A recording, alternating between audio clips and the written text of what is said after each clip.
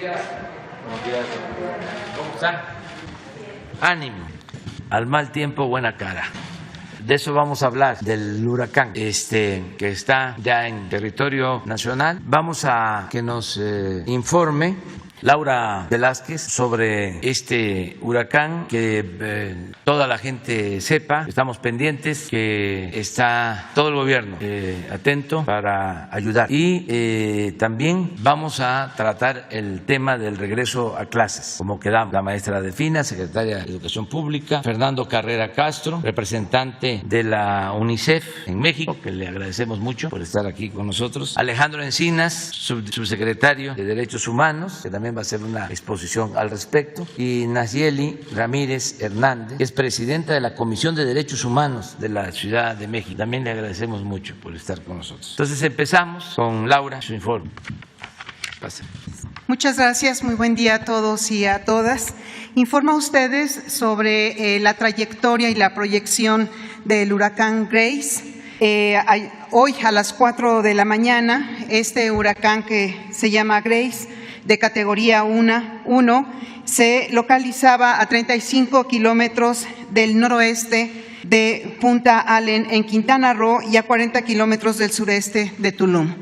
A las 4:45, el centro del huracán Grace, de categoría 1, repito, ingresó a tierra al sur de Tulum en Quintana Roo. Tenemos que estar muy al pendiente, lo hemos estado desde hace ya más de una semana, pero hoy en particular, que tocó tierra desde las 4:45 de la mañana, toda la población estar muy al pendiente, porque el pronóstico es que se tendrán lluvias intensas en Campeche, Yucatán y Quintana Roo. Asimismo, tendremos lluvias fuertes, con el pronóstico en Tabasco. También habrá fuerte viento, esto en Quintana Roo y en Yucatán, y un oleaje de 4 a 6 metros de altura, Quintana Roo y Yucatán.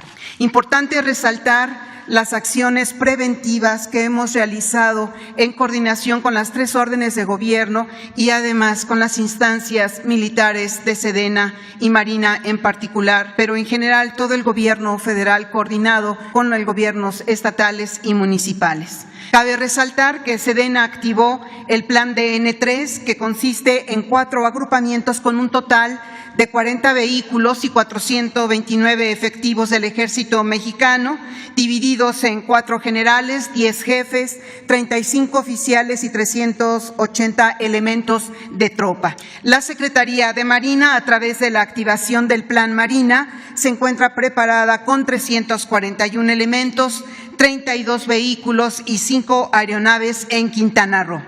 Se informó el cierre de puertos de Yucatán. Asimismo, la CFE ha dispuesto a 1,224 trabajadores electricistas, 239 grúas, 339 vehículos y 69 plantas de emergencia ubicados en puntos estratégicos en los estados de Campeche, Quintana Roo y Yucatán. Conagua ha dispuesto de 113 brigadistas y 274 equipos en 6 centros regionales de atención para la emergencia.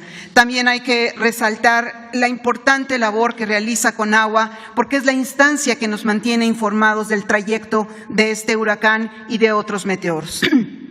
Para coordinar y establecer estas medidas de preparación en conjunto de los 3 niveles de gobierno, la Coordinación Nacional de Protección Civil desplegó 3 misiones de enlace y coordinación en Tulum, Quintana Roo, en Mérida, Yucatán y en el puerto de Veracruz. La Secretaría de Comunicaciones y Transportes cuenta con personal, maquinaria y vehículos para atender las posibles incidencias que se presenten en la red carretera. 154 ingenieros y técnicos, 471 trabajadores, 133 vehículos y 207 equipos de maquinaria pesada. Asimismo, la Secretaría de Salud ha preparado 2 brigadas de salud para su movilización a estados afectados con personal capacitado, 4 de brigadas y 3 vehículos para brigadas y coordinación en campo. La SINAPROC, que conformamos todos los que participamos en materia de protección civil, de manera coordinada con el Gobierno de México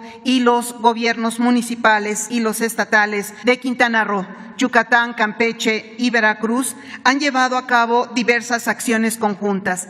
Resaltaba en la mañana, informando al presidente de México, que estas acciones son muy importantes porque además de que las realizamos todos los servidores públicos, se hacen de manera conjunta con la población. Limpieza de cauces, arroyos y drenajes, la recolección de basura, el cierre de las zonas arqueológicas, poda de árboles, difusión de medidas de autoprotección a la población, la instalación permanente de consejos de emergencia y protección civil. Asimismo, la evacuación de la población y activación de los refugios temporales. En lo que respecta al estado de Veracruz, se estima que el día de mañana o el sábado por la mañana ingrese este huracán categoría 1 por el norte de Veracruz. Se reportan las siguientes acciones en materia preventiva. Conagua tiene instalados y listos para operar en Álamo un equipo de bombeo, en Poza Rica 4 camiones de volteo, en Boca del Río 14 bombas con capacidad de 500 litros por segundo. Asimismo, la CFE tiene la distribución Oriente, cuenta con personal, grúas, vehículos y plantas de emergencia listos para desplegarse en las zonas afectadas. Se instalará un centro de mando estatal y se activará el plan de respuesta del Estado, Plan Tajín. Se tiene lista la instalación de comedores comunitarios por parte del DIF estatal y los insumos de emergencia con los que cuentan colchonetas, despensas, cobertores y láminas. Es importante, señor presidente, informa usted y a la población de estos estados en donde va a pasar este huracán Grace, que estamos preparados, que hemos tenido un trabajo muy cercano con la población, que las 3 órdenes de gobierno estamos trabajando de manera coordinada y siempre respaldados por Marina y por Sedena para tener las acciones preventivas y actuar en su momento de surgir alguna emergencia. Eso sería todo, señor presidente. Gracias. Buenos días, presidente. Buenos días, compañeros que nos acompañan, compañeros de prensa. En atención a los trabajos que se han realizado precisamente para este regreso a nuestras escuelas, regreso a clases presenciales que hemos realizado a través de estos tiempos, quiero informar que si bien se tiene ya el proceso de trabajo con maestros, con maestras, con padres de familia, a los cuales quiero agradecer su participación en todas las acciones que a cada uno compete, así como también el trabajo con los gobiernos estatales, con algunos gobiernos municipales, y creo que hay una muy buena, hay una muy buena disposición de todos ellos, e insisto, una buena actitud hacia esta necesidad que tenemos y que es de verdad muy importante y prioritaria ese regreso para nuestros niños, niñas, jóvenes y adolescentes. En atención a ello también tenemos otro aspecto que es precisamente el que se reflexione y se reconozca el por qué es importante que nuestros pequeños, nuestras pequeñas, nuestros jóvenes y adolescentes regresen precisamente a lo que es la institución, lo que es la escuela. Si bien lo hemos comentado en varias ocasiones aquí en este espacio, que no solamente es una situación de aprendizaje, que es lo que por cuestión de sistema educativo nos interesa, pues junto con ello lleva también la situación de afectación de salud, la afectación de problemas de sociabilización y de cuestión psicológica, de la misma cuestión física. Y quién más que precisamente compañeros que han hecho estudios pues muy profesionales, con una visión quizás más amplia en lo que se refiere a lo que es el pequeño o el adolescente como ser humano, que son precisamente las instituciones que ahorita nos acompañan. Yo quiero agradecer porque ellos precisamente permitirán el emitir algunas opiniones que no solamente a la SEP, sino también a los padres de familia, a la sociedad en general, nos van a dar oportunidad de precisamente reflexionar acerca de esta situación que tenemos que tener como prioridad, que es el atender precisamente a nuestra comunidad educativa. Por ello, agradezco al compañero Luis Fernando Carrera Castro, representante de la UNICEF en México. De verdad, muchas gracias. Ya tuvimos unas reuniones con él. Vamos a trabajar de la mano y eso va a ser muy importante precisamente para fortalecer algunos aspectos que, si bien los hemos estado desarrollando, podemos todavía darle mayor atención y mayor cobertura a las acciones que podemos realizar. Así también agradezco mucho a nuestro compañero Alejandro Encinas, subsecretario de Gobernación. Muchas gracias. Él también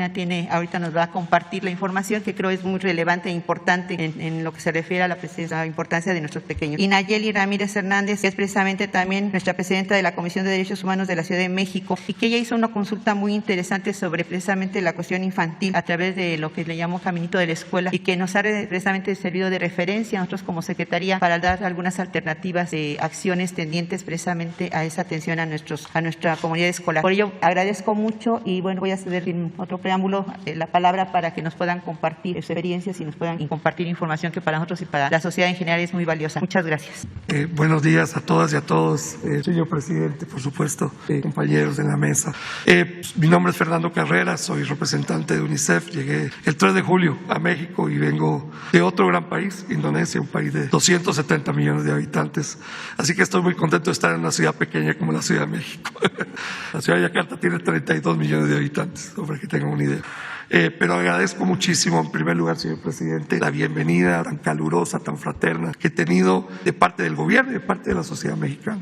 Siempre México está muy cercano a mi corazón. Yo soy de origen guatemalteco y, por supuesto, he estado muchísimas veces en México en anteriores ocasiones y en otras capacidades he estado acá operando y trabajando con el gobierno mexicano. Así que para mí es un verdadero honor volver a estar en México y volver a acompañar a México en su camino. Y en esta ocasión en particular, acompañarlos en este gran desafío que es que los niños, niñas y adolescentes de México vuelvan a recibir clases presenciales. Este no es un desafío solo para México, hay que decirlo que debido a la pandemia se cerraron las escuelas en todo el mundo. No es solamente México el que cerró escuelas, fue todo el mundo el que lo hizo. Y todos los países han tenido que recorrer el camino complejo de cómo volver a abrir las escuelas, ¿no? Para darles números concretos, tenemos ya 1.000 millones de niños que están volviendo a las clases en todo el mundo y eso nos tiene muy contentos. Tenemos 750 millones de niños que están a punto de volver a clases, y tenemos lamentablemente todavía 150 millones de niños que nunca han vuelto a clases desde hace 18 meses, clases presenciales. Lamentablemente México contribuye a una buena parte de esos 150 millones, casi 37 millones de esos 150 son aportados por México. Y la decisión del gobierno de México, de ustedes como sociedad, de comprometerse a un retorno seguro a las escuelas, es sin duda alguna un acontecimiento importantísimo para los niños, las niñas de México, pero muy importante para el mundo. Y quiero destacar, quiero decir que este gesto que está haciendo el gobierno de México de promover el retorno a clases es un gesto de valor mundial. En el mundo entero se está celebrando esta decisión. Por supuesto que todos queremos cuidar a los niños y tengan seguro que la labor de UNICEF es precisamente proteger los derechos humanos de los niños y las niñas y adolescentes del mundo y de México. Y por eso hemos ofrecido una cooperación al gobierno de México, a la señora secretaria, con quien tuvimos muy grata oportunidad de poder trabajar el día de ayer, y queremos ofrecer una cooperación en 4 frentes. El primero, muy importante, en acompañar a la Secretaría en el desarrollo de los protocolos que van a permitir un retorno seguro. Y esto es muy importante porque hay experiencias internacionales a esta altura. Como decía, más de 1.000 millones de niños ya tenemos de vuelta en las clases presenciales en el mundo. Y debido a eso tenemos una oportunidad de poder aprender de otros países de cómo hacerlo de manera segura. Yo le comentaba ayer a la señora secretaria que de lo que se trata no es de que tengamos, como anteriormente, un día de regreso a clases. Ni siquiera se trata de una semana de regreso a clases, sino prácticamente de un mes de retorno a clases. Y eso que quiere decir que durante un mes vamos a ir aprendiendo cómo hacer ese retorno seguro de los niños, las niñas y adolescentes a los centros educativos. Y ese mes de aprendizaje va a ser un mes de aprendizaje para los niños, va a ser un mes de aprendizaje para los padres de familia, va a ser un mes de aprendizaje para los maestros y profesores, y va a ser un mes de aprendizaje para toda la sociedad, para las comunidades donde están los centros educativos, para saber qué se puede hacer y qué no se puede hacer y cómo hacerlo mejor. Hay cosas básicas que ya todos saben. Es bueno que existan cubrebocas, es bueno que se guarde sana distancia y es bueno que se haga una higiene de manos constante, ya sea con agua y jabón, y donde no hay agua y jabón, con algún tipo de gel antibacterial. Esos son protocolos mínimos que deben de cumplirse y que está trabajando la Secretaría de manera muy efectiva. Segunda área donde vamos a tratar de cooperar con la Secretaría y tratar de sacar adelante es en el monitoreo de la situación de los centros educativos. Y ayer le ofrecimos a la señora secretaria la oportunidad de trabajar conjuntamente un sistema de información y de monitoreo de todas las escuelas, todos los centros educativos, para que podamos ver dónde hay problemas y dónde hay que atender problemas. Por supuesto que pueden haber focos infecciosos, eso demos por descontado que es una posibilidad. La pregunta no es si van a haber, porque han habido focos infecciosos por todo el territorio nacional. ¿Por qué no habría de haberlos en las escuelas y colegios? Es algo normal que suceda. La pregunta es cómo los manejamos. La pregunta es cómo hacer un manejo efectivo de los focos infecciosos. Y en eso queremos cooperar para que el sistema de información nos detecte rápidamente esto y en cooperación con la Secretaría de Salud hagamos un manejo efectivo y eficiente de esos focos infecciosos. En tercer lugar, queremos cooperar también con la Secretaría en la comunicación. Muy importante que todos tengamos la información correcta, la información más creíble, la información más confiable de qué hacer y qué no hacer frente a la pandemia y la apertura de las escuelas. Y queremos acompañar con mensajes positivos, dirigidos a los maestros, dirigidos a los padres de familia y dirigidos a los niños, niñas y adolescentes. Y al final de cuentas, cuenta, están esperando ansiosamente volver a ese momento de encontrarse con sus amigas y amigos, compañeros. Y bueno, un tema muy importante que quizás una vez que estemos en el retorno a clases, ya hayan pasado un par de meses, ya parecerá que no están, ya todo pasó. Bueno, ahí empieza el trabajo duro y vamos a trabajar duro con la Secretaría en recuperar aprendizajes. Eso es un tema muy importante. Se han perdido aprendizajes, por más que hemos hecho medidas remediales en el mundo entero, en todos los países del mundo, todos los niños del mundo han sufrido pérdidas de aprendizaje y tenemos que recuperar aprendizaje. Y lo segundo, que es muy importante, la señora secretaria lo tiene muy claro, por cierto, es que necesitamos recuperar la normalidad de salud mental para los niños. Han sufrido muchísimo en este periodo y eso es algo que no se habla, de lo cual no se dice mucho, pero ahora la presidenta de la Comisión de Derechos Humanos de la ciudad lo podrá explicar. Las voces de los niños, niñas y adolescentes son muy claras. Esto ha sido un periodo que para todos ha sido de estrés, para todos ha sido de muchísimos desafíos, para ellos ha sido terriblemente importante en su desarrollo personal afectivo y por eso queremos retornar con una visión de acompañamiento efectivo. Yo diría que antes de empezar incluso en la recuperación pedagógica que necesitamos hacer de los aprendizajes, necesitamos normalizar la afectividad de los niños para que vuelvan a sentirse seguros, protegidos y amados, que es lo que todos queremos. Y bueno, ese es el trabajo de UNICEF en México y en el mundo, acompañar a los gobiernos y a las sociedades a que podamos hacer lo mejor por los niños. Y quiero cerrar solamente felicitándolo, señor presidente, nuevamente por esta excelente oportunidad que le dan a los niños y niñas de México de retornar a las escuelas y retomar su vida normal. Tendremos un desafío 2 o 3 años más para sacar adelante todo, pero creo que vamos por el camino seguro y yo espero que los medios de comunicación nos acompañen en apoyar este retorno. Muchas gracias. Con su autorización, señor presidente, muy buenos días tengan todas y todos ustedes. Vamos a presentar los resultados de un estudio que se hizo en coordinación con distintas dependencias e instituciones del gobierno federal para evaluar el impacto de la pandemia en niñas y niños, siempre en el ánimo de establecer un conjunto de políticas públicas y acciones que coloquen en el centro de atención los derechos humanos de las niñas y de los niños y, por supuesto, el interés superior de la niñez. Lamentablemente, las condiciones de confinamiento, las restricciones a la movilidad, la suspensión de clases y otros factores ha generado graves afectaciones en las niñas y niños de nuestro país. Afectaciones en las etapas de desarrollo y salud mental por falta de convivencia comunitaria y por segregación social. Afectación en su proyecto de vida por la deserción escolar y por el incremento en la desigualdad. Y un asunto muy delicado, que es el incremento en la vulnerabilidad ante la violencia familiar, el incremento en los homicidios infantiles y los embarazos en menores de edad.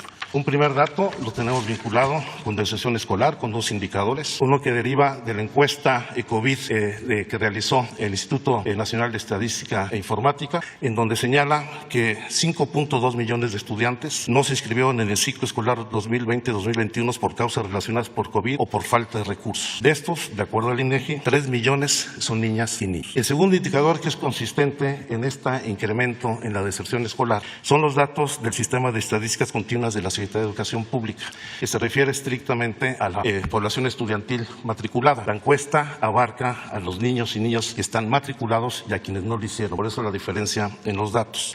Y de acuerdo a la información que nos ha proporcionado la Secretaría de Educación Pública, el ciclo escolar 2021 están matriculados, como lo señaló el representante de UNICEF, 35.6 millones de niñas y de niños. Pero se registró una disminución significativa de 2.6% en educación básica, de 3.1% en educación media superior y de 0.8% en educación superior. Si bien el porcentaje más alto se da en educación media superior, lo delicado es que el mayor número de niños y niñas matriculados están en educación básica, tanto en primaria como en secundaria. Uno de los elementos más delicados tiene que ver, el siguiente por favor, con el incremento significativo de la violencia familiar durante la pandemia, donde solamente entre los meses de marzo a junio del presente año se registraron los niveles máximos históricos de violencia familiar contra niñas y niños. Y para dar un dato que es realmente preocupante, es como durante el primer semestre de 2021 se registraron 129.020 carpetas de investigación por violencia familiar, que representa un aumento del 24% respecto al mismo periodo del año anterior. Un asunto delicado, porque también hay que señalar que un gran número, si no es que la mayoría, de las agresiones y violencias que se sufren en el hogar no son denunciadas. Y a pesar de ello, tenemos este incremento tan significativo. Estas lesiones por violencia, y hay que subrayarlo, casi el 76% de estas lesiones ocurrieron dentro del hogar.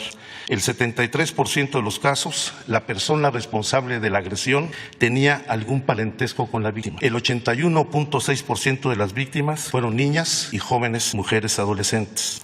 y durante el primer semestre de 2021 los casos por parentesco alcanzaron el 66% y las niñas y adolescentes mujeres fueron las más violentadas dentro del hogar, con el 92.8% de agresiones vinculadas a violencia psicológica, violencia sexual, violencia física, abandono, negligencia y violencia de naturaleza económica. Este es un hecho que va vinculado también al problema de embarazo de niñas y adolescentes. De acuerdo con las estimaciones del Consejo Nacional de Población, actualmente nacen cada día más de 1,000 bebés, hijos de madres, niñas y jóvenes. En 2020 se registraron 373,661 nacimientos de madres adolescentes, de las cuales 8,876 son hijas e hijos de niñas menores de 14 años. Niñas entre 10 y 14 años fueron embarazadas por un amigo, un familiar, un desconocido o el exnovio. La mayoría de estos casos por violación sexual o por matrimonios arreglados, que son violaciones sexuales. Datos del Registro Nacional de Población nos dan cuenta que 4 de cada 100 nacimientos en la actualidad son de niñas madres menores de 17 años y lamentablemente las defunciones por embarazo, parto o puerperio en adolescentes mujeres de 15 a 17 años ocupa el 6º lugar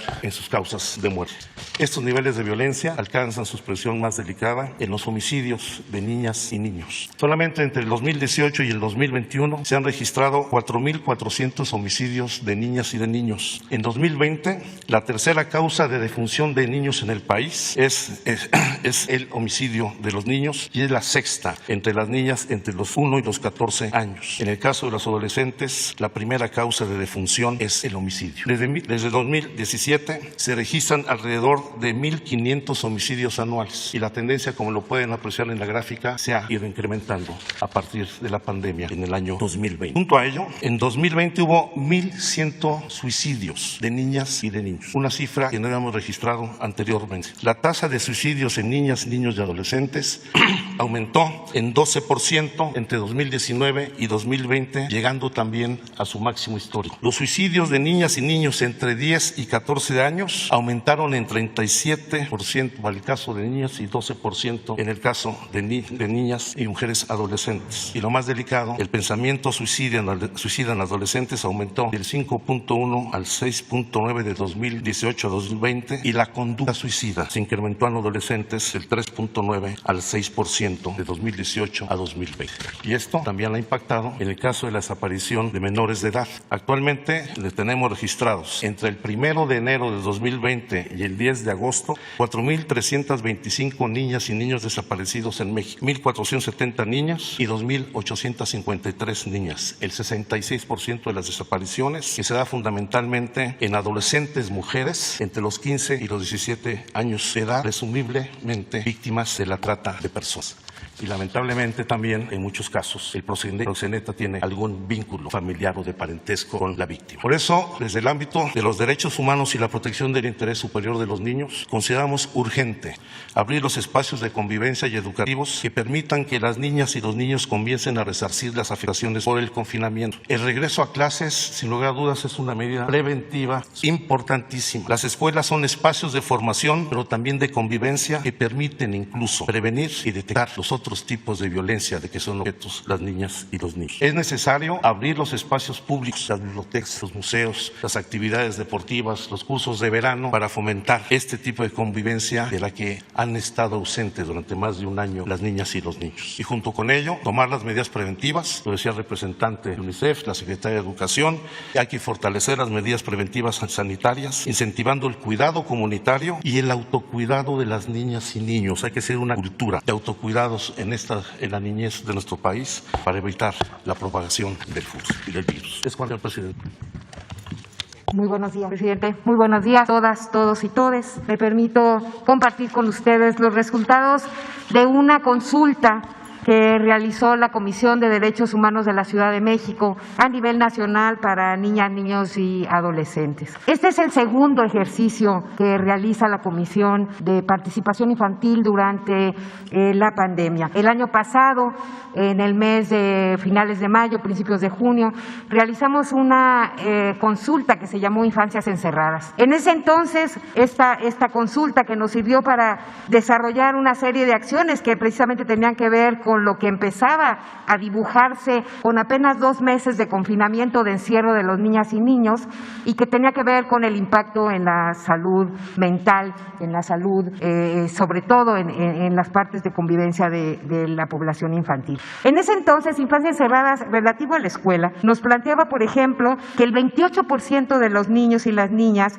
pensaban que iban a regresar a la escuela en 2 meses. El 30% pensaba que iban a tardar un poquito más de 2 meses y el 40% no sabía cuándo regresaría. Han pasado 18 meses. Y si para los adultos 18 meses nos pesa este tiempo de pandemia, yo nada más quiero que visualicen que para un niño o una niña de 8 años, 18 meses es el 20% de su vida. Eso es lo que han pasado en el encierro, eso es lo que han pasado esperando el retorno a la escuela. Otro dato que nos decía Infancias Encerradas era que el 80% extrañaba hacer ejercicios en el exterior, el 78% extrañaba jugar con sus amigas y amigos y el 70% extrañaba salir a la calle. Imagínense ustedes, esto era en junio del año pasado, estamos empezando casi ya septiembre de este año y eso se ha ido acumulando en las niñas, los niños y los adolescentes. En esta ocasión, en el mes de julio, a partir de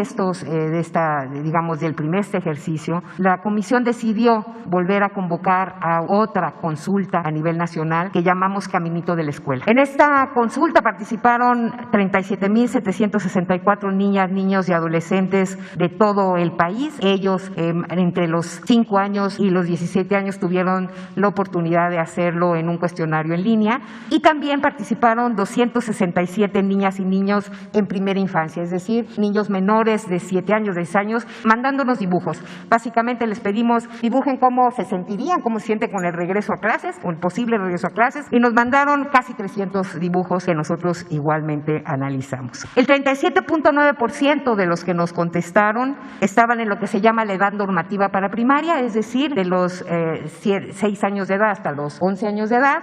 El 28,6% es en edad normativa para secundaria, de 12 a 14, y el 26,5% en nivel medio superior, es decir, de 15 a 17, y tuvimos una representación del 3% de niños en preescolar, o sea, niños de 5 años. El 2,4% de quienes nos contestaron refirieron tener alguna discapacidad, y el 3% refirieron ellos hablar una lengua indígena o referir que en su casa o en alguna gente de su familia hablaba una lengua indígena. Representación de todos los estados, lo cual nos va a dar la oportunidad de generar 19 reportes estatales y los 16 de cada una de las alcaldías de la Ciudad de México. Como verán, la participación nos da, digamos, una consulta robusta, una consulta sólida, igual que lo fue Infancias Encerradas, en donde básicamente tenemos que la mayoría, el 83% de quienes contestaron la encuesta, nos refieren que en algún momento regresaron a las aulas. Acuérdense que en este país ha habido diversidad en los acercamientos, hubo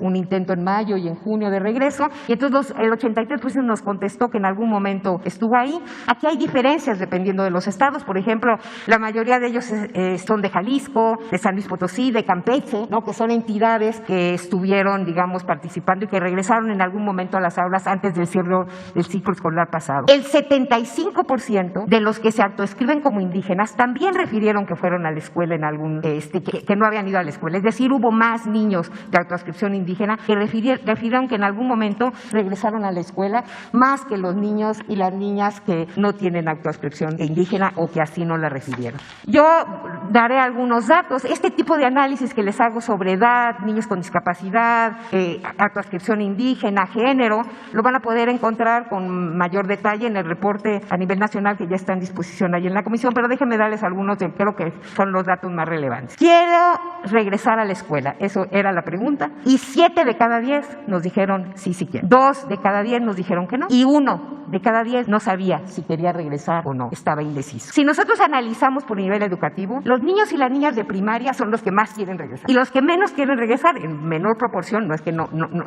si tienen de todos modos proporción mayoritaria, son los adolescentes de educación media superior. Así vamos, y yo creo que es preocupante, dado los datos igual que nos está planteando y nos compartió el subsecretario Encinas. Hay que tener cuidado con la franja adolescente, y los niños a partir de estas cuestiones nos los están diciendo también. La Las mujeres prefieren más, ligeramente, no mucho, pero sí ligeramente más que los varones regresar a la escuela. Sí, las mujeres queremos más regresar a la escuela un poquito más que el hombre. ¿Qué les hace feliz de regresar a la escuela? Les preguntamos. Y al 48% les hace feliz estar con sus amigas y sus amigos. Al 37% entender mejor lo que se les enseña. Al 26% que le den clases sus maestros o maestras. Y al 22% lo que les hace feliz, tan simple y llanamente, es salir de casa. Si lo vemos por nivel igual de escolaridad, en tipo de estos corchetes de edad, los niños y las niñas de preescolar les hace más feliz estar con amigos y entender mejor clases. Las adolescentes, estar con sus amigos es el primer lugar, igual que salir de casa.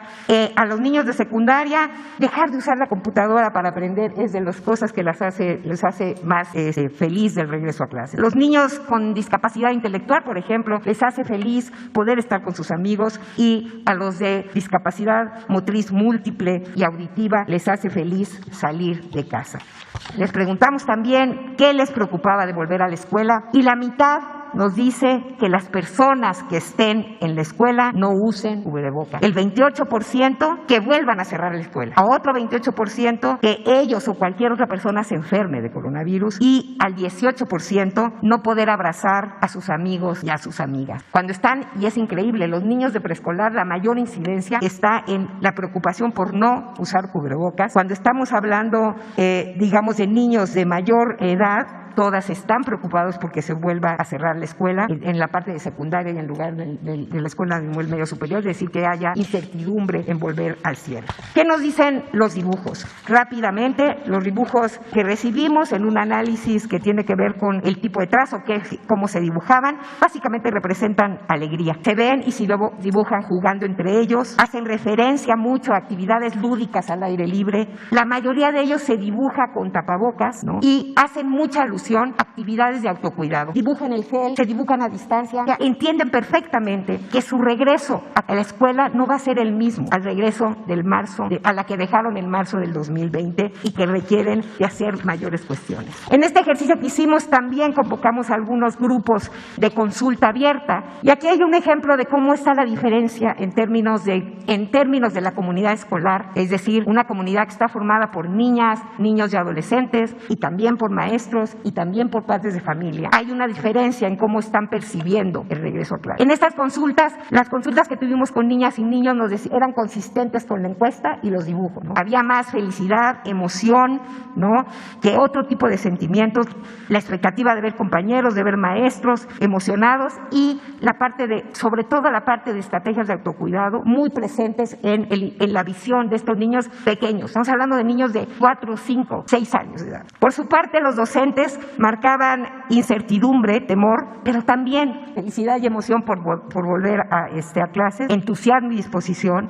Y sobre todo demandaban también la ayuda en términos de manejo emocional, tanto para ellos como para poder trabajar con los niños y las niñas en este entorno. El hecho de claridad en cómo iban a regresar, eso fue lo que nos reportaron en estos grupos. Y por su parte, en otro camino, las madres, los padres y los responsables de crianza, la sensación que más nos reportaron fue de miedo, fue de incertidumbre, de preocupación, ¿no? Y básicamente la demanda de protocolos e información. ¿Qué nos deja en términos generales la consulta Caminito de la Escuela? Básicamente los niños y las niñas y los adolescentes de nuestro país tienen muy claro y viven las varias funciones de la escuela. De entrada, la función social, cuando demandan que lo que más quieren es estar con sus compañeros y lo necesitan. También la necesidad de cambiar las mecánicas de aprendizaje, ¿no? Y básicamente los pesos que tiene y ha tenido la educación a distancia. Nos demandan también el ver, y eso es importantísimo, la importancia del trabajo en contención y la claridad que tienen en cómo el regreso va a ser un regreso diferente. No podemos hablar de comunidad escolar y no podemos hablar de la escuela si no hablamos de todos los que están involucrados en la comunidad escolar. Y la discusión, y esta discusión se ha dado en muchos terrenos, dejando a un lado a quienes son un actor protagónico del regreso a clases, que son las niñas, los niños y los adolescentes. Respetar su derecho a participar y a que su opinión sea escuchada y tenida en cuenta es una obligación de las familias, de la sociedad y del Estado frente a cualquier decisión que los afecte. Por lo tanto, esperamos que estas voces, más de 40,000 voces de niñas, niños y adolescentes aporte no a una discusión si se regresa o no. Yo creo que los datos son contundentes. No sé, hay que regresar. Lo que tenemos que hacer es ver cómo regresamos. Muchas gracias. Bueno, pues muchas gracias a todos los expositores y vamos a abrir para las preguntas. Quedaron pendientes de ayer 5 compañeras y compañeros. Nuria Fernández. Hola a todas y a todos. Soy Nuri Fernández de La Caracola. Buenos días, presidente. Buenos días a todos ustedes y a todas. En realidad, pues la pregunta que yo quiero plantear desde ayer tiene que ver con la reforma electoral y la exclusión. Pero antes de esto me gustaría hacerle una pregunta a Alejandro Encinas, si es posible, que también tiene que ver con el tema de la exclusión, porque las niñas, los niños y los adolescentes son quizás el sector menos escuchado de la sociedad. Hay muchos sectores poco escuchados, pero quizás este es el sector que siempre es interpretado por otras personas y no oímos directamente sus voces como en la consulta que nos presenta Nayeli.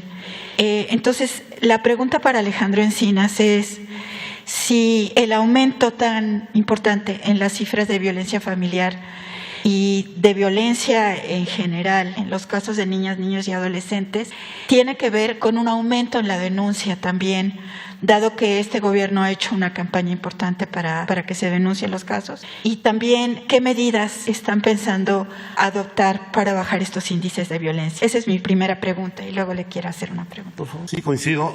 Se ha incrementado de manera significativa la denuncia, no solamente por la víctima directa, sino incluso por vecinos, familiares, gente de la comunidad. Sin embargo, y lamentablemente también, sigue existiendo una cultura de no denuncia porque avergüenza a la familia dar cuenta de la violencia de que es objeto la propia mujer o sus hijos o la violencia entre los propios padres. Por eso es muy importante entender que no basta el desarrollo de acciones puntuales del Estado. No es un asunto de un gobierno local, municipal o federal. Es una acción del Estado que tiene que desarrollarse firmemente para enfrentar esta situación. Pero tiene que haber acompañamiento de la sociedad y tenemos que hacer un replanteamiento, un cambio cultural en nuestras formas de convivencia dentro del núcleo familiar. Y aquí tienen que concurrir todos, las iglesias, las escuelas, los clubes deportivos, los medios de comunicación, porque lamentablemente, como lo hemos visto en estos datos, la violencia entró a nuestros hogares y la mejor forma de combatir esta violencia es el núcleo familiar y el núcleo familiar tiene que replantearse para poder lanzar este cambio. Y hacia allá se irán enfocando las acciones del gobierno federal y seguramente los gobiernos estatales y municipales. Escuchar a las niñas y a los niños. Este tipo de consultas, como hace la Comisión de Derechos Humanos de la Ciudad de México, es muy importante. No solamente hay que darles voz, hay que escuchar y dar respuestas a los niños y garantizar que puedan ejercer plenamente sus derechos. Muchas gracias. Y la pregunta sobre el tema de la iniciativa constitucional de reforma electoral tiene que ver con el acceso a la ciudadanía. El acceso a la ciudadanía es un largo camino histórico. Las mujeres hemos estado excluidas en casi toda la historia del derecho al voto y en este momento el tema sobre acceso a la ciudadanía en el mundo es el tema de los migrantes. Y si nosotros observamos, por ejemplo, la Ley Federal de la Consulta Popular, que norma las consultas y que, pues, desgraciadamente el INE no cumplió en toda su magnitud en la pasada consulta popular, marca 2 temas. Uno, que debe permitirse el acceso del derecho al voto a los migrantes, sobre todo en Estados Unidos, y que debe promoverse toda forma de consulta y de elección entre ellos. Estamos hablando, y ellas, estamos hablando cerca de pues la 1/4 parte de la población, 38 millones de personas, digamos que en edad de votar habrá unas 20, pero estamos hablando de una magnitud muy importante de población y además estamos hablando de quienes pues a través de las remesas están apoyando tan importantemente a la economía, ¿no? En la elección fue elegido usted, participaron migrantes, pero solamente hubo a favor de Morena 60 63,000 votos de migrantes, que frente al universo de millones, pues es muy poco.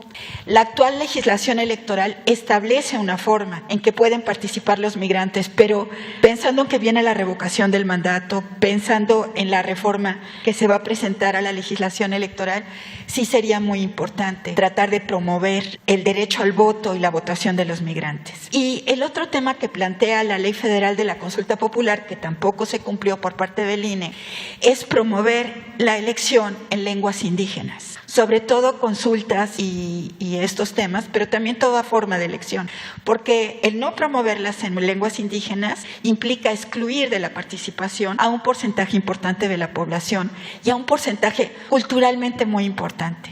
Entonces, pensar si en la revocación del mandato, en las próximas elecciones, en la reforma que se presente, se va a plantear este tema de la difusión en lenguas indígenas de los temas electorales. Esa es la pregunta. Gracias. Sí, vamos a presentar la iniciativa de reforma constitucional en materia electoral. Va a ser integral, vamos a plantear lo que tiene que ver con la organización de las elecciones, el papel del INE, del Tribunal Electoral, las facilidades para que todos puedan participar, que no haya obstáculos, que no haya trabas, que no haya candados, que se pueda ejercer con absoluta libertad el derecho a elegir, el derecho a decidir, que pueda haber una auténtica democracia. Como tengo esa facultad, como otros también instituciones, yo voy a presentar la iniciativa y voy a convocar a personas que tienen experiencia, que saben del por qué no hemos logrado en México establecer una democracia auténtica, plena, para que en definitiva se termine con los fraudes electorales, con las simulaciones, para que no haya obstáculos, que no vuelva a suceder, desde luego, lo del 88, ni lo del 94, ni lo del 2000, ni del 2006, ni lo del 2012. En el caso del 2000 fue distinto, sí,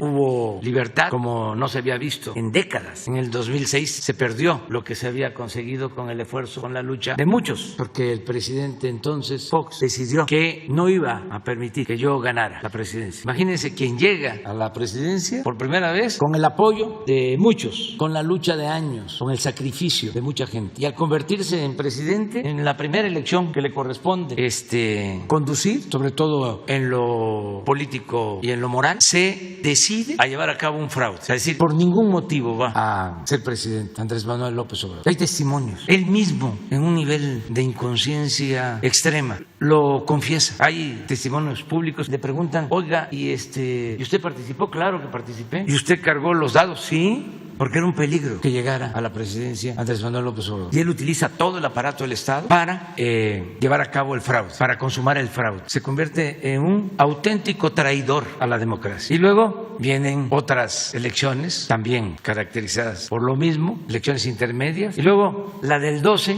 en donde lo que predominó fue el uso excesivo, indebido, ilegal de dinero a raudales, propaganda de los medios de información completamente tendenciosa. Era la candidatura de los medios de información y en particular la candidatura de la televisión. Y se impuso un presidente. Es hasta el 18 en donde la gente ya no lo permitió y salió a votar. Y fue mucho el notorio, el triunfo, la ventaja. Ya no había ni todos juntos, fue el pueblo. Pero quedan las mismas estructuras. Bueno, aquí la maestra fue víctima también del fraude electoral en el 17, ¿no? Quedan las mismas estructuras en el INE. Increíble lo que hicieron la pasada consulta. Guardar silencio, no promover la consulta. Mostraron que no son demócratas. Y el tribunal, lo mismo. Facciosos, dominados por partidos, por grupos de intereses creados. Eso ya no puede seguir, no puede continuar. Hay que llevar a cabo una renovación. Ahora lo estamos viendo. El señor Chong, fíjense, en el Senado, la señora Josefina Vázquez Mota, oponiéndose a que se lleve a cabo el ejercicio de la revocación del mandato. Entonces, ¿y el discurso de tantos años fue pura demagogia? Lo que ellos planteaban de la democracia participativa, del referéndum, del plebiscito, de la consulta. Ahora Ahora resulta que no quieren que el pueblo participe y decida si quiere que el presidente continúe o que se vaya, porque el pueblo pone y el pueblo quita, y esa es la verdadera democracia. Y el pueblo es el soberano y es el que debe de tener siempre las riendas del poder en sus manos, no las camarillas como esta que todavía predomina o existe en el poder legislativo. Imagínense, se reforma la Constitución, se establece en la Constitución que debe haber revocación del mandato. A duras penas se logró, a regañadientes. Se pudo hacer, como la otra consulta, el mismo día de la elección pasada de junio. No. Eso mandata la Constitución que se haga el mismo día de la elección. No. Así fue la iniciativa, pero la modificaron para hacer la consulta en general luego de las elecciones. Y la revocación del mandato, lo mismo, 90 días después de iniciado el proceso, la convocatoria. Que esto tiene que ver con principios de abril del año próximo. Pero se logró la reforma para que haya la revocación del mandato. Sin embargo, llevan 2 años sin ley reglamentaria. Ayer todavía no se pudo sacar la convocatoria para un periodo extraordinario y que se apruebe la ley reglamentaria para que a principios de abril se lleve a cabo la revocación del mandato. Que se le pregunte al pueblo, ¿quieres que continúe el presidente o que se vaya? No quieren. Primero, todo este bloque conservador, reaccionario, corrupto, se agrupa para que no tuviésemos mayoría en la Cámara de Diputados, porque ahí es donde se aprueba el presupuesto, para atarnos y que el presupuesto ya no se siga destinando a los pobres, sino como antes, que se lo sigan robando y que se siga destinando a los de arriba y a sus achichincles de los medios de información, a los intelectuales orgánicos, a sus aplaudidores. Eso era lo que querían. Claudia X González, el de la Coparmex, Diego Fernández de Ceballos, Vicente Fox, Felipe Calderón, los dirigentes de los partidos. Se unieron todos. Como el pueblo es mucha pieza, les dijo no y no pudieron en la pasada elección, a pesar que le metieron con todo. Ahí están los datos del comportamiento de los medios de comunicación, completamente tendenciosos, utilizando la calumnia, las noticias falsas, la mentira, pero no pudieron. Su plan original era, primero le vamos a quitar, porque así decía la mayoría en el Congreso, y luego lo destituimos en el ejercicio de revocación del mandato. Pero ahora cambian de parecer y ya no quieren, le tienen miedo al pueblo, entonces están poniendo obstáculos en el Congreso. Ahí están unidos todos, Josefina Vázquez Mota, con Chong y otros que antes se engañaban, porque son muy hipócritas, de que eran distintos, de que pertenecían a partidos distintos, cuando son lo mismo. Entonces sí necesitamos una reforma electoral a fondo. Entonces voy a invitar a un grupo de ciudadanos, a quienes saben de esta materia, a quienes han padecido de fraudes electorales, porque se han burlado de los mexicanos. El fraude se ha impuesto en México por siglos, el fraude electoral. Entonces ya es tiempo de decir basta y terminar con toda la simulación, con estos consejeros y magistrados falsarios que no tienen una auténtica, una verdadera vocación democrática. Hay gente de todas las clases sociales, demócratas, auténticos. Entonces tenemos que enfrentar esto, porque si no quedaría cojo nuestro proyecto. Avanzamos en lo económico, en lo social, pero no vamos a avanzar en lo político. Tenemos que dejar establecida la democracia, en definitiva, y que pase al basurero de la historia el fraude electoral y todas esas prácticas fraudulentas que violan el derecho del pueblo a elegir libremente, son contrarias a la libertad de los ciudadanos. Entonces sí vamos a hacer una buena reforma, vamos a proponerla y va a estar muy interesante el debate y volvemos otra vez a participar, porque van a entrar en escena los que antes engañaban de que eran demócratas, van a seguir enseñando el cobre. Es como participar en una fiesta de disfraces, ¿no? Donde al final todos se quitan la máscara, ya están sus verdaderos rostros. En eso ha consistido todo este proceso también. Es muy bueno, porque lo peor es la simulación. Yo no voy a olvidar nunca lo que decía el doctor Nava en San Luis Potosí, un luchador por la democracia. Estaba de candidato y en San Luis habían 2 periódicos, ahora deben de haber más. Uno, tradicional, abiertamente defensor del régimen, sin matices, y otro supuestamente plural, un poco así como es el Reforma, que finge ser independiente, ¿no? Y el doctor Nava decía, el que más daño nos causa es el pseudo independiente. Entonces este ejercicio ayuda mucho para que ya no haya esa simulación. Son momentos de definición, ya no es tiempo para la aplicación de la política robalera, así decía don Jesús Reyes Heroles, decía que solamente el robalo andaba en 2 aguas. Y muchos son así, convenencieros, no se definen y se excusan de que son independientes, de que son objetivos, de que ellos no pueden tomar partido, cuando esa actitud es una toma de partido, sin duda. Entonces este proceso de transformación de México es muy interesante, pues nada de medias tintas. Tiene uno que definir para sacar adelante el país, para transformar. ¿Cuándo voy a enviar esta iniciativa? Bueno, vamos primero a convocar al grupo que trabajen. Hay mucha experiencia en México, mucha gente capaz. Desde luego tiene que tomarse en cuenta a las mujeres, a migrantes, a los pueblos originarios, a todos los ciudadanos. Y tenemos entre todos que elaborar un proyecto. Me corresponde, pero yo voy a pedir que ciudadanos y también servidores públicos trabajen en la elaboración del proyecto. Y lo vamos a ir analizando, revisando. Se da a conocer al pueblo antes de que yo lo envíe formalmente al Congreso. Ese va a ser el procedimiento que vamos a continuar, vamos a llevar a cabo. Muchas gracias. Bueno, vamos con Ezequiel Flores, de Proceso. Gracias, presidente. Muy buenos días a todos. Ezequiel Flores Contreras, el reportero de Proceso, desplazado desde el año pasado por la violencia que se vive en el estado de Guerrero. 2 temas, aprovechando que está el subsecretario Alejandro Encinas, el tema educativo y el tema de Ayotzinapa.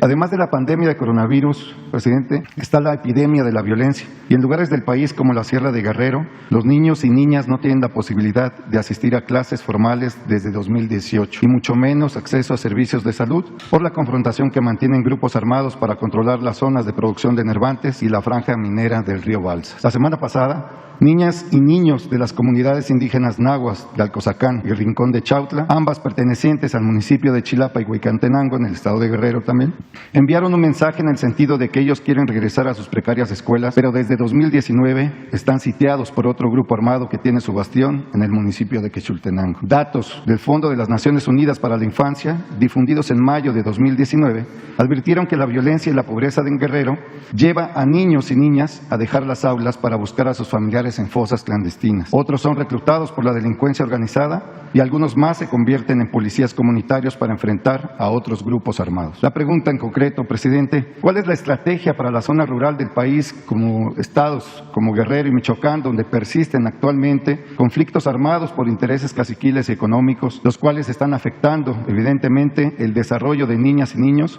y no permite que tengan este acceso a la educación y a la salud, en contraste con los niños y niñas que habitan estas zonas urbanas? Bueno, estamos atendiendo las causas que originan la violencia. Esto es muy importante porque también es una postura distinta a lo que ha prevalecido. Muchos piensan de que se puede resolver el problema con el uso de la fuerza, con medidas coercitivas, y nosotros desechamos esa posibilidad. Nosotros pensamos que la paz y la tranquilidad son frutos de la justicia, que si se llegó a extremos de violencia fue porque se abandonó al pueblo y en particular se abandonó a los pobres y se abandonó también, en especial, a los jóvenes. Entonces tenemos que atender las causas y es lo que estamos haciendo en todos lados. Nada más que heredamos a todos estos grupos de la delincuencia organizada. Baste decir que el que era secretario de Seguridad Pública con Felipe Calderón está en la cárcel en Estados Unidos acusado de complicidad y de asociación delictuosa con grupos de la delincuencia organizada. Eso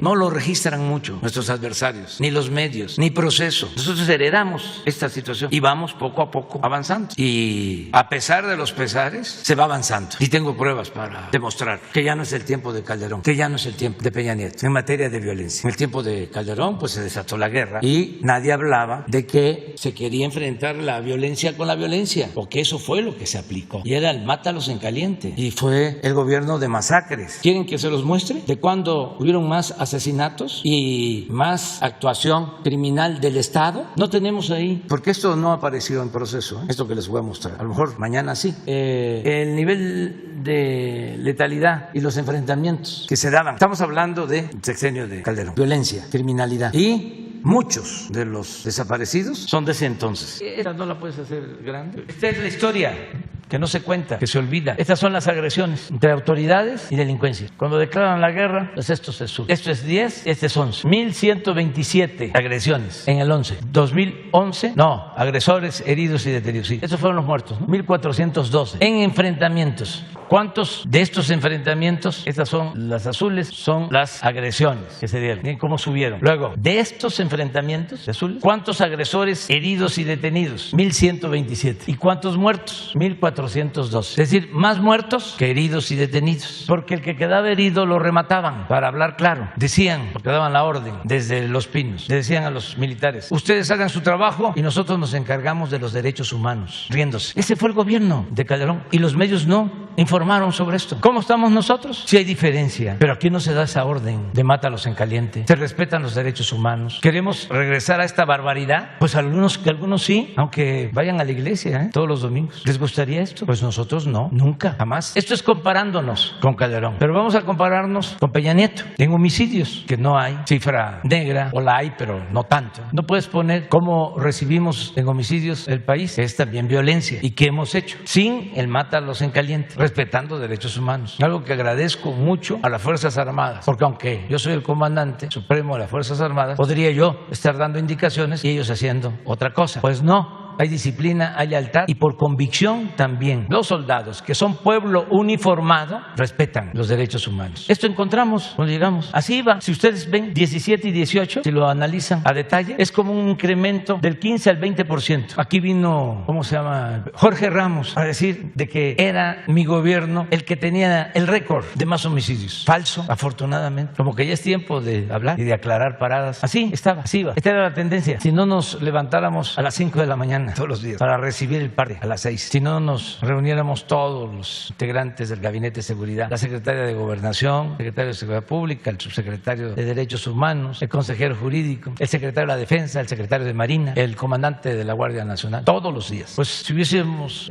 continuado actuando como se venía actuando, pues allá estaríamos en homicidios. Yo recibiendo un reporte cada semana, cada 15 días. No, es diario. Y hemos logrado esto. Y dicen, no es nada. Pero todo esto venía de tiempo atrás, es una herencia. Cuando se le dio la espalda al pueblo, cuando se dedicaron a robar, a saquear, cuando no había fronteras entre delincuencia de cuello blanco y delincuencia organizada, y se crearon estos grupos. ¿Desde cuándo hay violencia? ¿Y quién la originó? ¿O quién la toleró en Guanajuato? ¿Quiénes han gobernado ahí ya varios sexenios? ¿Por qué el 15% de los homicidios se cometen en Guanajuato? Bueno, ya no hay esa tolerancia. El gobierno federal ya no permite eso. Y hemos logrado esto. Y hay una disminución. ¿Saben de cuánto? 0.5, ni siquiera es 1, pero yo espero que se vaya reduciendo la violencia en general y los homicidios en particular. Entonces, no es lo mismo. Y en el caso de Guerrero, se ha avanzado bastante. No dejan de haber estos grupos que, como sabemos, vienen también de tiempo atrás y estamos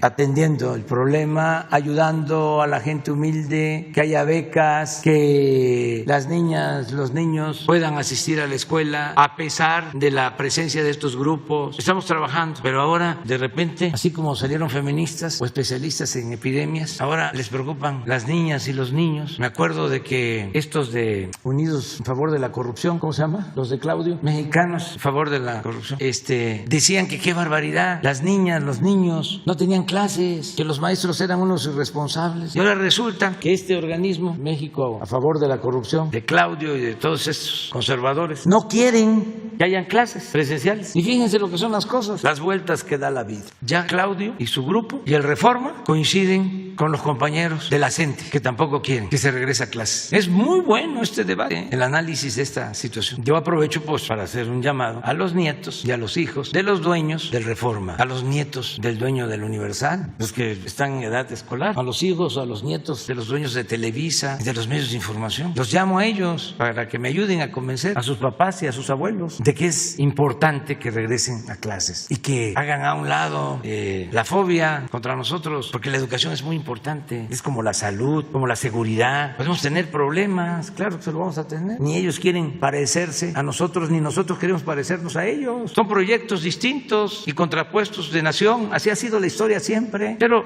vamos a llegar a acuerdos generales, vamos a respetar lo que implica el bienestar de todos. No metamos en esto, en nuestras diferencias políticas, que son legítimas, la salud del pueblo. No medremos con la salud del pueblo, con la educación, con los niños, incluso con la seguridad. No al sensacionalismo, no al regreso de la alarma. Llama, esa revista que existía, se vendía mucho porque todo era sangre. Dicen que si se mojaba o se exprimía ya era sangre. Y si se le quemaba, era olor a droga. Ya no, eso, vamos hacia adelante. Eso es lo que puedo contestar, Ezequiel. Sí, presidente, gracias. Sobre el caso Ayotzinapa, presidente, el 22 de junio, el abogado de los familiares de los 43 normalistas desaparecidos advirtió que de 2015 a la fecha han sido asesinados 6 personas consideradas como pieza clave en el caso Ayotzinapa por su participación de forma directa e indirecta en la tragedia registrada en septiembre de 2014. El pasado lunes 2 de agosto, el jefe de sicarios de la facción de Guerreros Unidos denominada La Bandera, Moisés Brito Bautista, el Van Damme, fue ejecutado en la ciudad de Cuernavaca. Este personaje enfrentaba una orden de aprehensión por el caso Ayotzinapa. Desertó del ejército en septiembre de 2012 y estuvo adscrito al 27 Batallón de Infantería, el Batallón de Iguala. La ejecución de este personaje se registra en el contexto de la investigación del caso Ayotzinapa que realiza su gobierno, presidente, y que ha desatado, como ha sido evidente por los hechos en Iguala y en Guerrero, una brutal confrontación por el control de esta ciudad y lo que representa en la geografía del narco en el continente, y que ha dejado una estela de asesinatos en los últimos meses y periodistas desplazados. El 1 de mayo, presidente, elementos de la Guardia Nacional, en coordinación con el área nacional de antisecuestros, detuvieron en la ciudad de Cuernavaca, Morelos, a Héctor Rodríguez Uriostegui, el Colín, señalado también como líder de este grupo de Guerreros Unidos. Desde el año pasado, este personaje dirigió varios mensajes hacia usted a través de narcomantas y videos en redes sociales en los que aseguraba que en el caso de Ayotzinapa están involucradas empresas mineras canadienses que operan en Mezcala y Cocula, como Media Luna, filial de Torex Gold, y Lea Gold, antes Goldcorp. La pregunta nuevamente, presidente, a casi 7 años de la tragedia que sigue impune, ¿existe una campaña de exterminio contra personajes clave en el caso Ayotzinapa y el silenciamiento de regiones completas en el estado de Guerrero para beneficiar a estos grupos paramilitares al servicio de políticos y caciques en la entidad suriana? ¿Y qué es lo que le van a informar a los padres cuando en los hechos pues están silenciando a personas claves en este caso, presidente? Los padres están informados porque constantemente estamos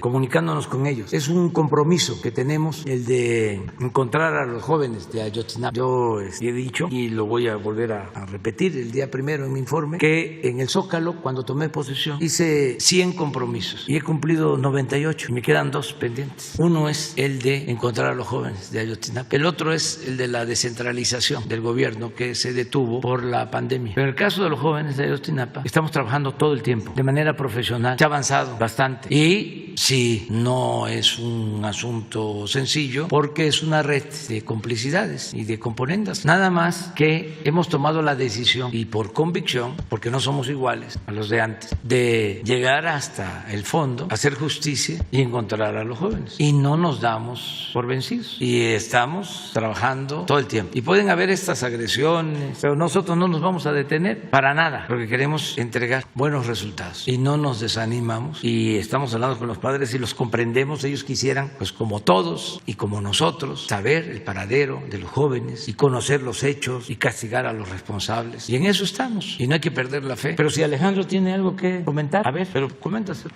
Por supuesto que, como decía el señor presidente, tenemos una serie de reuniones y formas de comunicación con los padres y madres de los muchachos desaparecidos. La última reunión la sostuvimos este lunes pasado.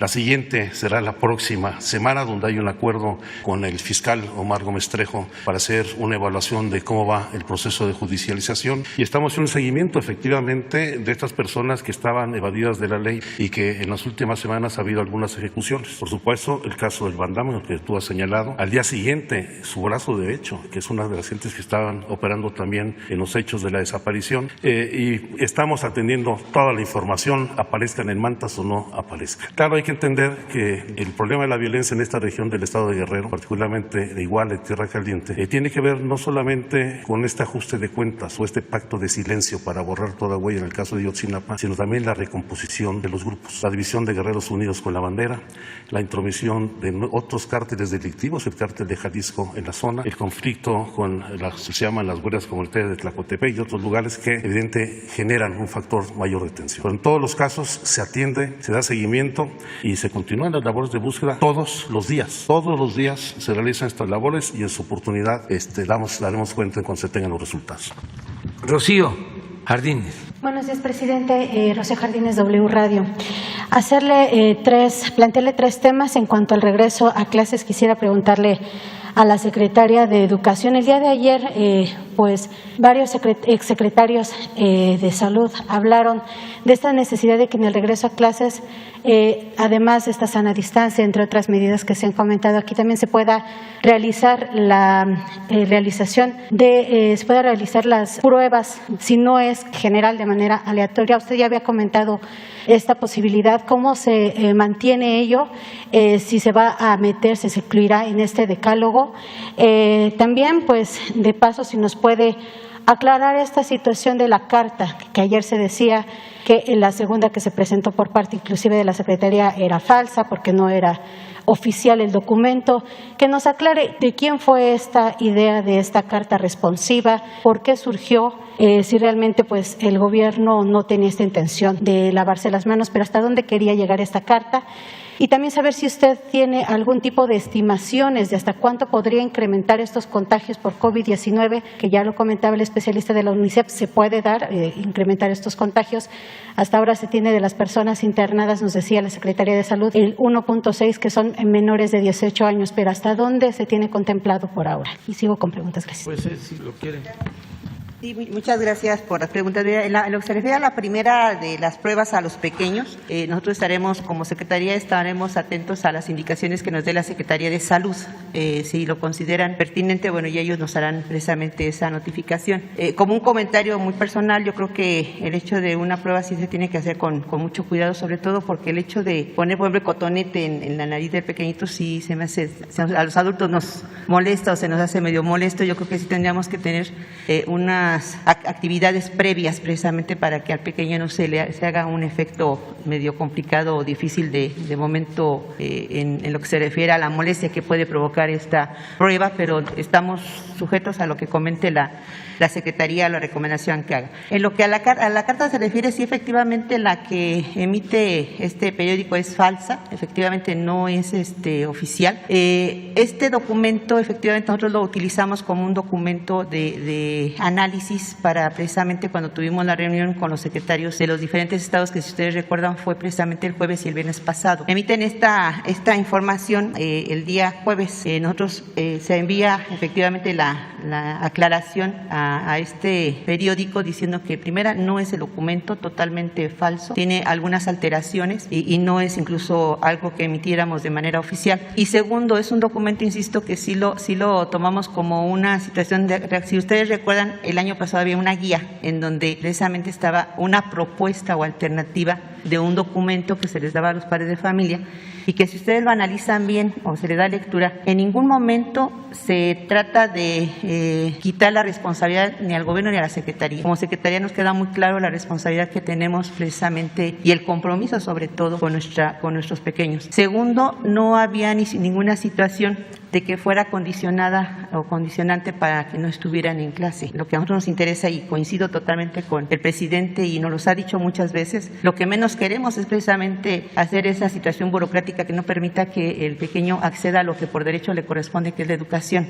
Si analizamos esos puntos, que además aumentaron uno más por ahí ellos, si analizábamos esos puntos de esa carta del año pasado, establecía nada más lo que se hace en el primer protocolo de lo que es precisamente el filtro. Un primer filtro, recordemos que es en casa, que pues, obviamente el papá, aunque no vaya a la escuela a su niño, lo primero que hace pues, es precisamente ver si el niño no tiene temperatura, si no tiene catarritos, si no tiene tos, si no presenta dolor de cabeza. Eso se hace independientemente, al menos de manera práctica, todos los días cuando tenemos clases. Pues los padres de familia están atentos precisamente a la situación de sus pequeños. Y la segunda pues era mandarlo precisamente con cubreboca, y yo les comentaba en esa ocasión que tuvimos la entrevista que pues era una de las situaciones que teníamos que considerar el uso de cubreboca. Cuando se hace el análisis con los secretarios de educación de los diferentes estados, que fue el viernes, yo recuerdo que les enseñé aquí el acuerdo y les dije, nada más por respeto, no lo presentamos porque todavía está en proceso precisamente de análisis y en proceso de determinar algunas situaciones, que por cierto sí hubo cambios. Una de ellas fue, fíjense, muchos secretarios de los estados nos decían y nos comentaban eso: oiga, secretario, está saliendo esto en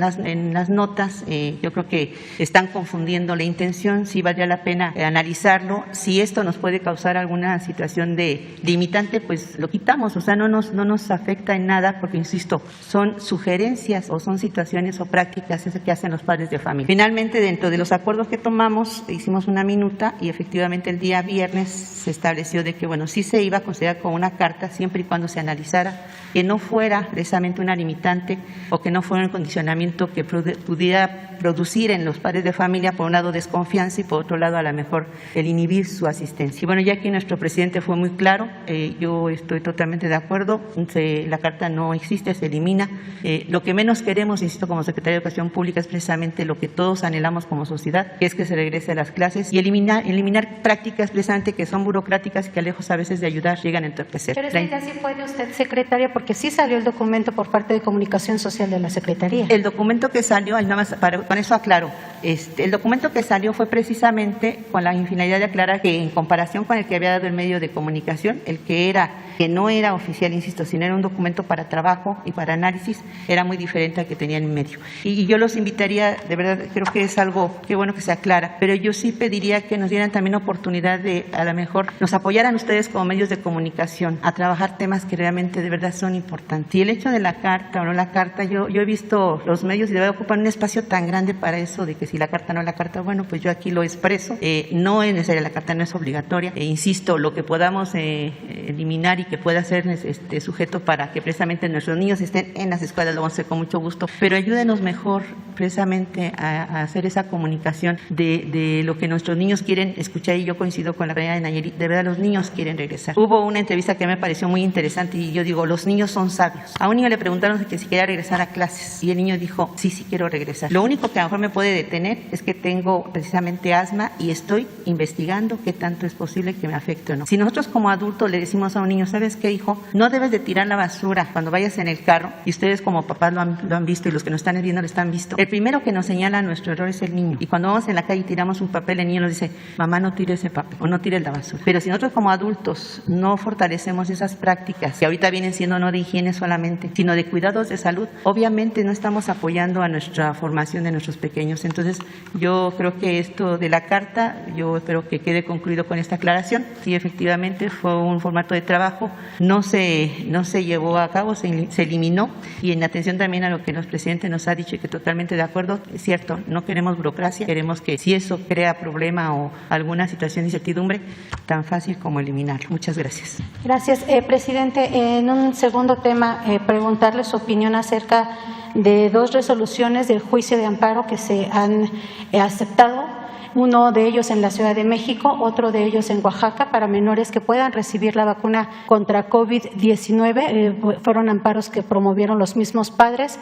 De estos menores han sido promovidos alrededor de 50 amparos. Quiero saber su opinión al respecto, si tienen algún estudio que estén realizando por parte del gobierno federal, ya esta posibilidad, no nada más esperando que el extranjero haga ese trabajo, sino también si existe algo hecho aquí en nuestro país. Gracias. Bueno, mira, yo voy también a contestar, aunque sea redundante, sobre tus preguntas. Primero, sobre la carta. Esto ya debe de entenderse, es producto de la politiquería, para ser muy claros. Todos los que le dieron vuelo a la carta son adversarios nuestros. Todos. No pones ahí los que le dieron difusión a la carta, porque son redes. Entonces se copian. ¿Cómo le llaman a eso? Cuando se amplía un texto, un mensaje, se amplifica, se retuitean.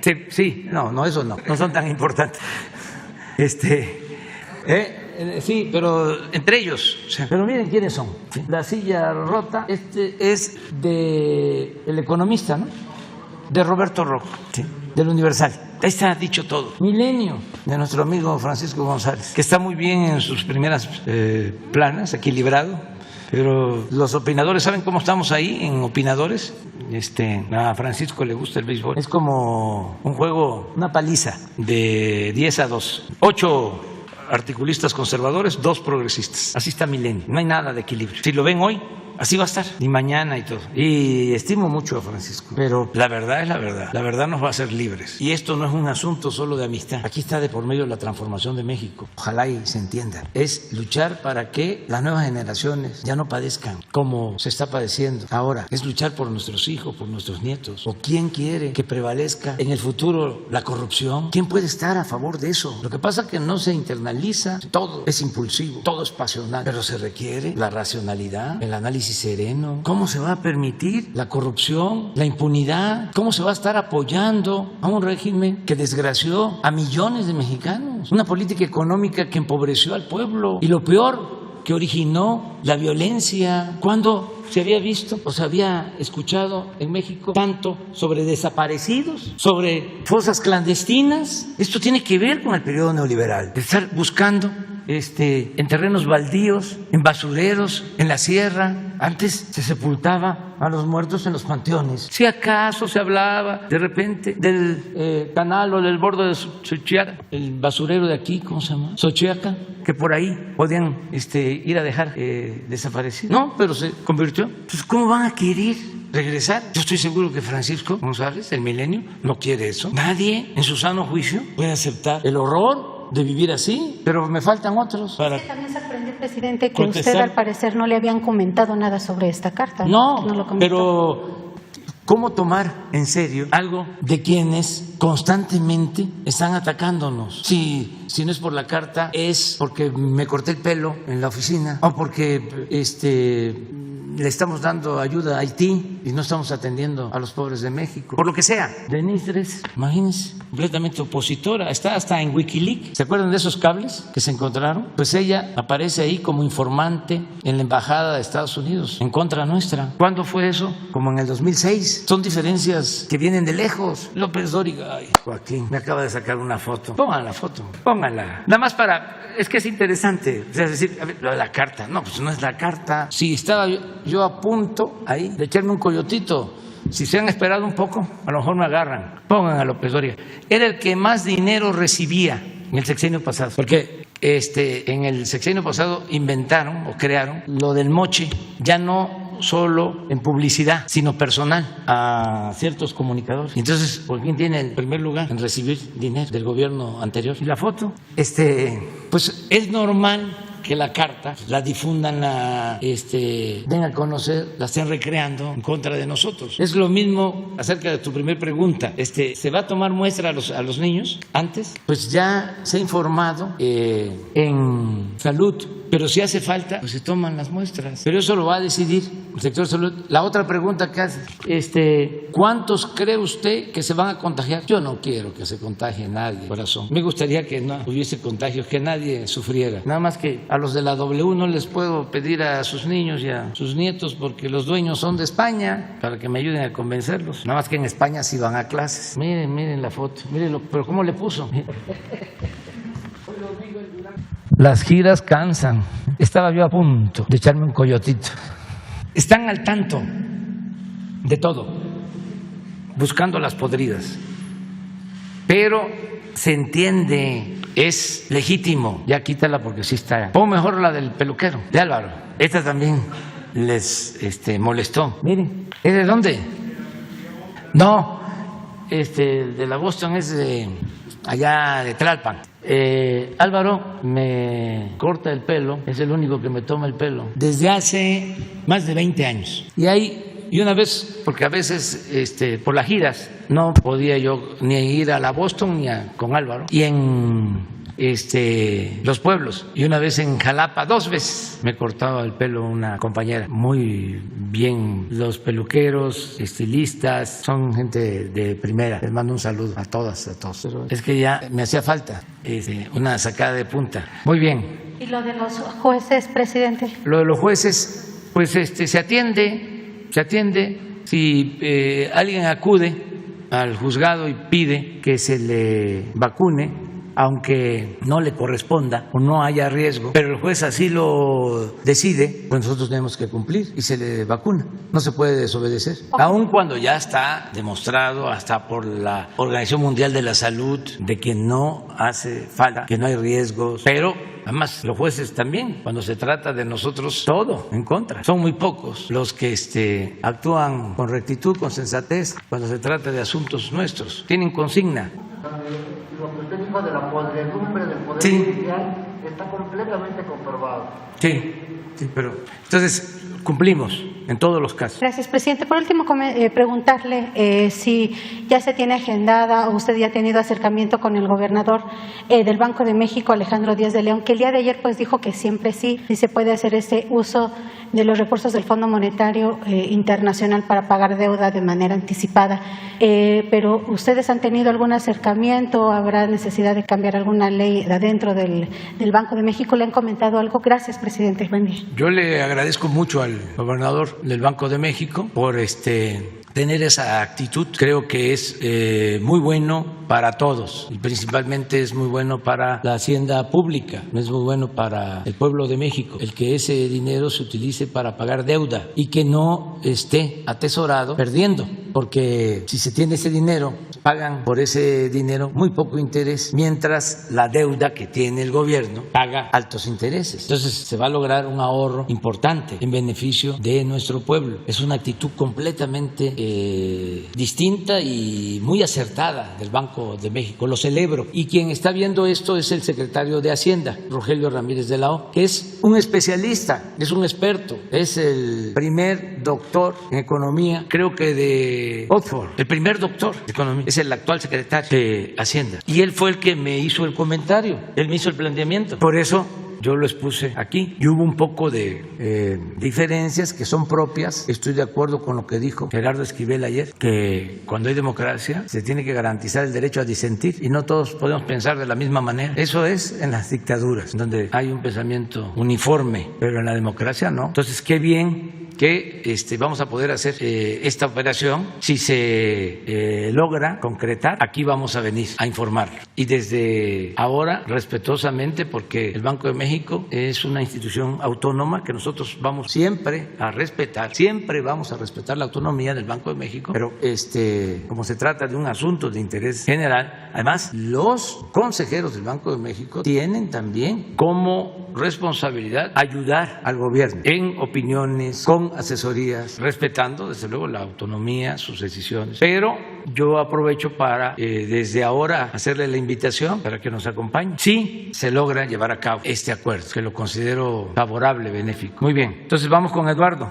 Esquivel. Aquí viene un especialista, conoce sobre el tema. Sí, y de eso voy a hablar. Buenos días, señor presidente. Eduardo Esquivel Ancona, SDP Noticias. Yo le quisiera preguntar su opinión con lo respecto a lo que dijo mi compañera sobre lo que dijo el gobernador del Banco de México, que sí se podían usar las reservas internacionales, pero él lo que aclaró es que el gobierno las tiene que comprar, se las tiene que comprar al Banco de México porque las reservas se las compra, por ejemplo, los dólares que tienen las reservas, el Banco de México se los compra a Pemex, de las exportaciones, se los cambia por pesos y así se controla. Pero lo que no dijo el gobernador del Banco de México, obviamente que sí lo sabe porque él es un experto, es un gran economista, es que los derechos especiales de giro, esos no los pagó el Banco de México, esos los pagó el gobierno mexicano. El gobierno mexicano tiene cuotas, el Fondo Monetario Internacional no son las hermanas de la caridad, todo lo cobran. Y la cuota de México en el 2012 para los derechos especiales de giro se aumentaron en un 145%. Entonces son aproximadamente 8,000 millones, pero la cuota que esto en dólares es de más de 14,000 millones de dólares, la cuota de México. Entonces es el 1.87. Todo lo cobra el Fondo Monetario Internacional. En 2019, para que México tuviera acceso a un crédito flexible de 60,000 millones de dólares del Fondo Monetario Internacional, México tuvo que pagar nomás para tener el acceso, no por usarlo. Ya luego si se usa ya van los intereses, otras cosas que hay que pagar. 159 millones de dólares tuvo que pagar el gobierno mexicano y los dólares los tuvo que comprar al Banco de México de las reservas. Pero a lo que voy es que los derechos especiales de giro, los 12,200 millones no los pagó el Banco de México, los pagó el gobierno mexicano. Y en la estructura de los derechos especiales de giro está que se pueden intercambiar por moneda. Si bien es cierto, no son moneda, no es un crédito, sí se pueden intercambiar y está permitido. Solo hay que encontrar un país amigo que le interese, porque también es cierto. Pero si se agarran de esos derechos especiales de giro que ya están en las reservas, tendrían que ser, no como dice el gobernador del Banco de México, tenga que ser comprados por el gobierno, porque no son de ellos no los pagaron, ellos han pagado, le pagan a Pemex, le intercambian, pero estos derechos especiales de giro los pagó el gobierno mexicano. Entonces yo creo que si hay voluntad de los del Banco de México, pues esta operación, y es muy bueno que se haga lo que usted propone, porque ahorita las tasas de interés están a la baja. Un ejemplo muy rápido que le quisiera comentar es que el año pasado la asignación de presupuesto al IPAF para pagar los intereses del FOBAPROA y pagar los sueldos de los funcionarios, porque eso no lo pagan los bancos, lo paga el gobierno, los sueldos, el gasto corriente de la institución. Esto fue de 43,000 millones de pesos el año pasado. Y este año solo fueron de un poquito más de 11,000 millones de pesos. Bajó el 75%. Esto porque bajaron las tasas de interés. Entonces, si aprovechamos y pagamos, vamos a las generaciones futuras les vamos a hacer un favor. Al presupuesto le vamos a hacer un gran favor, porque se van a liberar muchísimos recursos para las medicinas, para muchas cosas. Entonces, ese sería, yo no sé. Estamos totalmente de acuerdo con tu observación y vamos a esperar, pero sí es un buen tema y nosotros vamos a continuar. A mí me gustaría que esos recursos pues se ocupen, repito, para pagar deuda, porque ahorramos, aun cuando la tasa no está muy alta, es más alta que lo que recibe el Banco de México si atesora ese dinero. Ayer vi algo que pues me disgustó mucho, porque sin ninguna fuente, sin ningún nada, una publicación, creo que se llama La Política, decía que el doctor Ramírez de la O estaba de acuerdo con Gerardo Esquivel. ¿Estaba qué? De acuerdo con Gerardo Esquivel, pero que no se lo quería decir a usted, una cosa así, que porque técnicamente, yo no sé por qué, bueno.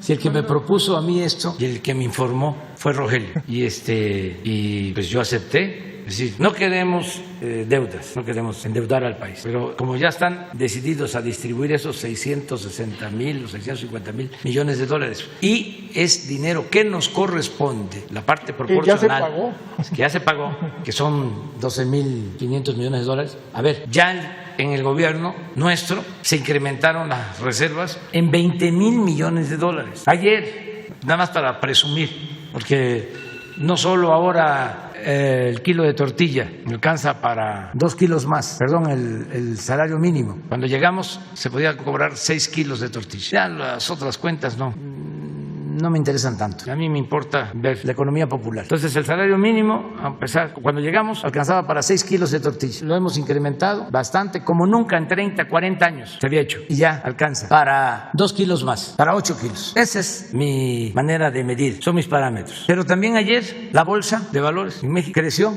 Desde que estamos nosotros en el gobierno, el incremento de la bolsa de valores está por encima del 20%. ¿Se acuerdan cómo metían miedo de que iba a haber fuga de capital, de que iba a haber devaluación? No se devalúa el peso, no sucedía esto desde hace 50 años. O sea, sí, estoy de presumido. Ya no va a alcanzar para Erika, es mucho tiempo ya, nos pasamos. Dejamos a Erika para mañana. ¿Dónde está Erika? Para mañana, abres y apuntan aquí, por favor.